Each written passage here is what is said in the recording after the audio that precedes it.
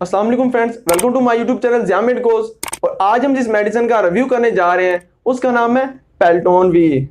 Pelton oral suspension और tablet की packaging में अवेलेबल है और ये ग्लोबल फार्मास्यूटिकल्स की प्रोडक्ट है। अगर इसके साल्ट की बात की जाए तो वह है डोमपेरिडोन।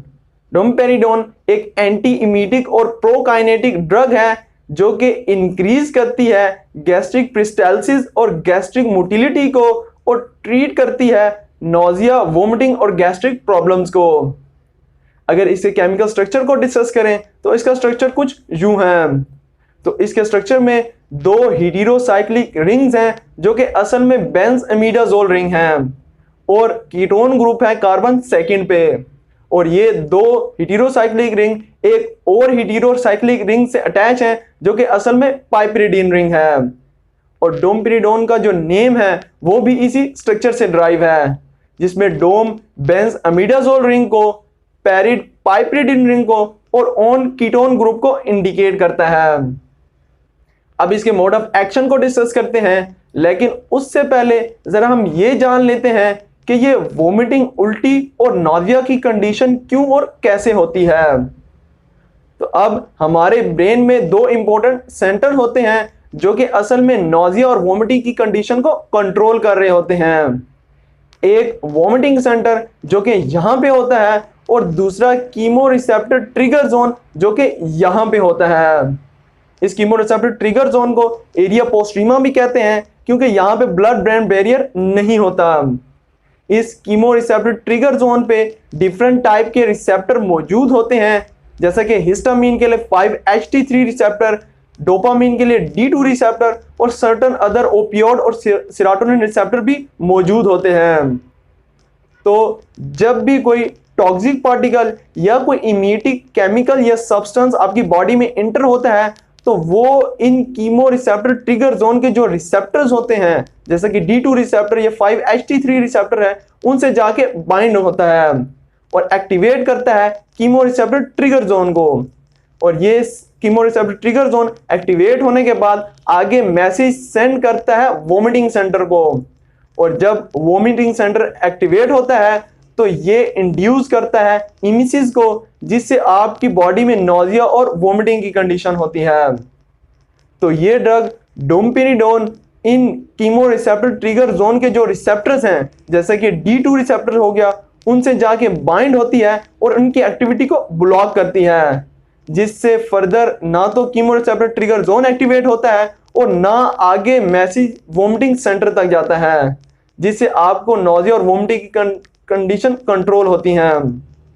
मगर एक बात जान लें कि ये ड्रग डोमपेरिडोन सिर्फ और सिर्फ कीमो रिसेप्टर ट्रिगर जोन पे अफेक्ट करती है, वोमिटिंग सेंटर पे अफेक्ट नहीं करती। और इसीलिए ही इसे हम पेरिफेरली एक्टिंग ड्रग कहते हैं, इसे सेंट्रली एक्टिंग ड्रग नहीं कहते। और इसके साथ ही ये आपकी GIT में गैस्ट्रिक पेरिस्टाल्सिस को भी बढ़ाती है और इस तरह इसके दो मोड ऑफ एक्शन हैं। अब इसके यूजेज और क्लिनिकल एप्लीकेशन को डिस्कस करते हैं। तो ये ड्रग मेनली फॉर्मुलेटेड है गैस्ट्रिक प्रॉब्लम के लिए। तो अगर आपको कोई गैस्ट्रिक प्रॉब्लम जैसे कि गैस्ट्रोएसोफेगल रिफ्लक्स डिजीज हो, जिसमें आपका गैस्ट्रिक एसिड ज्यादा हो के आपकी खुराक की नाली में आ जाता है, जिससे आपको सीने में जलन और ब्लोटिंग के सिम्टम्स अपीयर होते हैं, तो उसके ट्रीटमेंट के लिए इसे प्रिस्क्राइब किए जाते हैं। साथ ही अगर आपको गैस्ट्रोपेरेसिस, जिसमें आपकी GIT की जो प्रिस्टैलिक मूवमेंट है वो बहुत स्लो हो जाती है और इवन ब्लॉक हो जाती है, जिससे आपका खाना आपकी बड़ी आंत तक नहीं पहुंच पाता, तो ये ड्रग डोमपेरिडोन एक प्रोकाइनेटिक है जो कि इस प्रिस्टैलिक मूवमेंट की फ्रीक्वेंसी को इंक्रीज करती है और पेट को खाली करके आपकी खुराक बड़ी आंत तक ले जाती है, जिससे आपको उल्टी भी नहीं आती। तो इसके ट्रीटमेंट के लिए इसे प्रिस्क्राइब किया जाता है।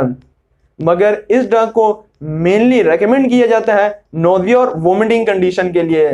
यानी अगर आपको कोई ट्रैवलिंग सिकनेस हो, नोजिया होता हो या कै आती हो, उल्टियां आती हो, मतली आती हो, तो उसके ट्रीटमेंट के लिए इसे प्रिस्क्राइब किया जाता है। इसके साथ ही अगर आपको कोई ईटिंग डिसऑर्डर हो, जैसे कि एनोरेक्सिया हो, डिस्पेप्सिया हो, फंक्शनल डिस्पेप्सिया हो या गैस्ट्रिक डिलेइंग एम्पटिंग हो, तो उसके ट्रीटमेंट के लिए भी इसे सेफली प्रिस्क्राइब किया जाता है। अब इसके डोजेज और एडमिनिस्ट्रेशन की बात करते हैं तो आप डोमपेरिडोन 10 मिलीग्राम दिन में 3 मरतबा यूज कर सकते हैं और आपने इसे खाने से पहले यूज करना है। और गैस्ट्रोइसोफेगल रिफ्लक्स डिजीज के केस में आप इसे certain other proton pump inhibitors जैसे कि ओमेप्राजोल हो गई, एसोमेप्राजोल, लेंसोप्राजोल, पेंटोप्राजोल के कॉम्बिनेशन से भी यूज कर सकते हैं। अब इसके साइड इफेक्ट्स की बात करते हैं तो इसके मोस्ट कॉमन साइड इफेक्ट्स में हेडेक होना, डिजीनेस होना, ड्राई माउथ होना, डायरिया होना और ब्रेस्ट पेन और लैक्टेशन प्रॉब्लम होना कॉमन है। अब जनरली क्वेश्चन ये होता है कि डोमपेरिडोन सिंपल और डोमपेरिडोन मीलिएट में क्या डिफरेंस है। तो डोमपेरिडोन सिंपल सिर्फ और सिर्फ एक एंटी इमीटिक फार्मूलेशन है, जबकि डोमपेरिडोन मीलिएट एक एंटी साइकोटिक मेडिकेशन है जो कि क्रोनिक ब्रेन डिसऑर्डर जैसे कि स्किज़ोफ्रेनिया हो गया उसके ट्रीटमेंट के लिए भी प्रिस्क्राइब किया जाता है। और ये formulation as compare to domperidone simple ज्यादा प्रेफरेबल भी है। तो अगर आपको मेरी ये वीडियो अच्छी लगी हो तो मेरी इस एफर्ट को अप्रिशिएट जरूर कीजिएगा। अपना और मेरे YouTube चैनल का जरूर ख्याल रखिएगा। अल्लाह हाफिज।